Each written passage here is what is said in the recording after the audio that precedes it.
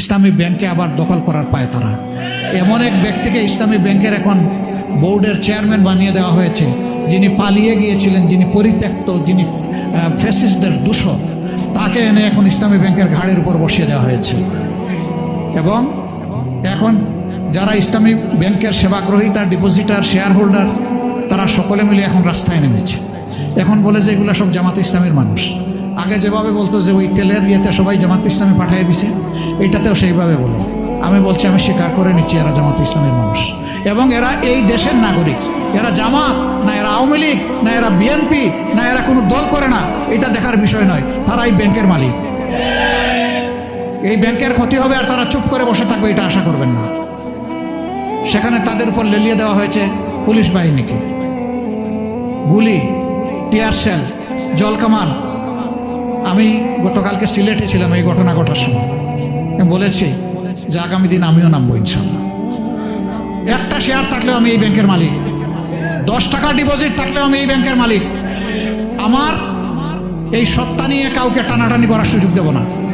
আমি সামনে গিয়ে বুক খুলে দাঁড়ায় বলবো, যত গুলি আমার বুকে মারো, যত টিয়ার সেল আমার মাথায় মারো, কিন্তু জনগণের উপর, শেয়ার হোল্ডারদের উপর, ডিপোজিটারদের উপর, এই ব্যাংকের মালিকদের উপর সাবধানে একটা গুলিও ছুটতে পারবা না।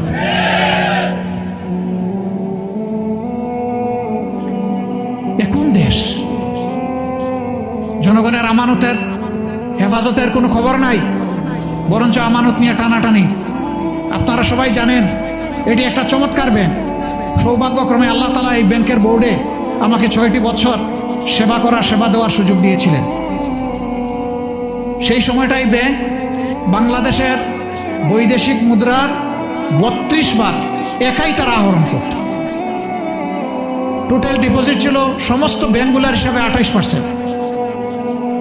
এই ব্যাংকের কোনো তারল্য সংকট ছিল না, লিকুইডিটি ক্রাইসিস ছিল না, বরঞ্চ অন্যান্য ইসলামিক ব্যাংকগুলোকে মাঝে মধ্যে তারা বিনা লাভে সেখানে তাদেরকে সহযোগিতা করত শত শত কোটি টাকা দিয়ে। সেই ব্যাংকটাকে শেখ হাসিনা লেলিয়ে দিলেন সালামকে। নিজেই এখান থেকে 84,000 কোটি টাকা চুরি করে নিয়ে গেল। আরো সাঙ্গপাঙ্গ নিয়ে 1,26,000 কোটি টাকা এখান থেকে চুরি করে নিয়ে গেল। 5 আগস্টের পরিবর্তনের পর ব্যাংকটা আবার কিছুটা স্বাভাবিক দ্বারা ফিরে আসতে শুরু করলো, মানুষের রাস্তা আবার ফিরে আসতে শুরু করলো। এখন আবার একই ফ্যাসিস্ট